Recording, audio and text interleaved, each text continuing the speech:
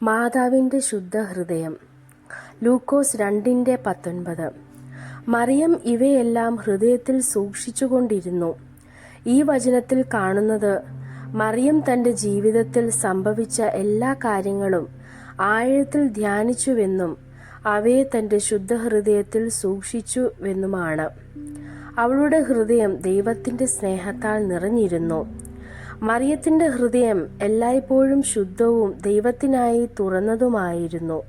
അവൾ ദൈവത്തിൻ്റെ ഇഷ്ടത്തിന് കീഴടങ്ങിയപ്പോൾ ദൈവത്തിൻ്റെ മഹത്വം അവളുടെ ജീവിതത്തിലൂടെ തെളിഞ്ഞു. മറിയം നമ്മെ പഠിപ്പിക്കുന്നത് ജീവിതത്തിലെ എല്ലാ അനുഭവങ്ങളെയും പ്രാർത്ഥനയിലും ധ്യാനത്തിലുമാണ് സൂക്ഷിക്കേണ്ടത്. ശുദ്ധഹൃദയം നമ്മെ ദൈവത്തിനടുത്തേക്ക് നയിക്കുന്ന പാലമാണ്. ശുദ്ധഹൃദയം ഉള്ളവർക്ക് ദൈവത്തിൻ്റെ ശബ്ദം കേൾക്കാൻ എളുപ്പമാകും. അവൻ്റെ ഇഷ്ടം തിരിച്ചറിയാനും കഴിയുമെന്ന് മറിയത്തിൻ്റെ ജീവിതം കാണിക്കുന്നു. മാതാവേ, ശുദ്ധഹൃദയം എനിക്ക് തരണമേ. ദൈവത്തിൻ്റെ വഴികളിൽ നടക്കാൻ എന്നെ സഹായിക്കണമേ. ആമീൻ. ദൈവം നിങ്ങളെ അനുഗ്രഹിക്കട്ടെ.